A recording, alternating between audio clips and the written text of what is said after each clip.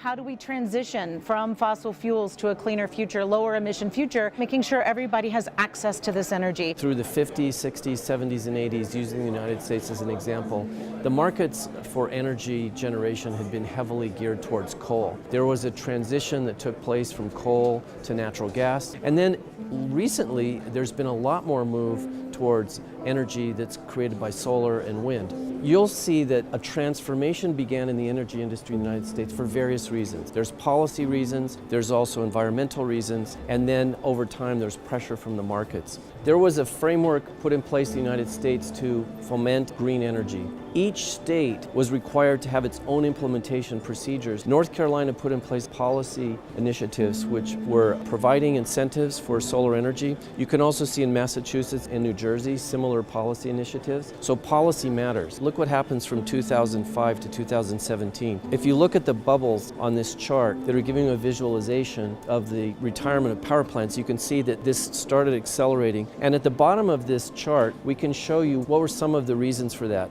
The pollution, the toxic metals, the mercury, carbon pricing policy initiatives. That was one of the drivers. But one of the other drivers was the market. You had shale gas and you had much more abundant gas. You started getting convergence in the price of LNG and natural gas to coal prices. So what we've done here is we've looked at different industries and we've projected forward what will be the potential financial impact of a carbon market, which is going to be getting more and more expensive under different scenarios. And here we're using a scenario of the 2-degree increase under the COP21 approach. There's many industries which are going to have a very high impact from the cost, which could go up to more than 150, 200%, even 300-400% of their current EBIT. They would need to absorb that cost, they would need to increase their rates, or they would need to find new technology. They need to adopt green energy, solar, they're going to have to find renewables. What's interesting is that all of these sectors are so intrinsically linked to the energy ecosystem. If you look at these industries and overlay them with public policy and what states and countries are doing, you'll really see what the impact could be in the future. What are the impact on electric utilities specifically from a couple of different policy approaches? If you look inside the inner circle, this would be an approach, a loose policy approach, which means that the markets are generally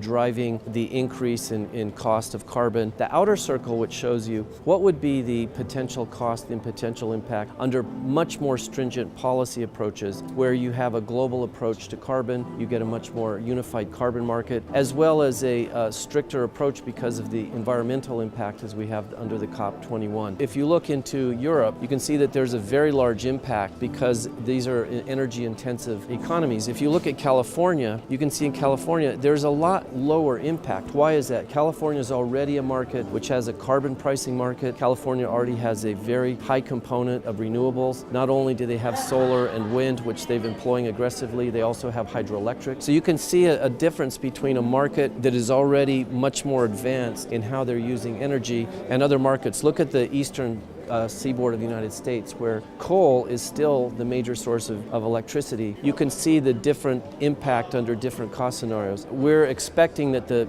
carbon price pressure, the COP21 pressure, the policy pressure, as well as a lot of interest around the globe is going to begin to develop new technologies on top of that.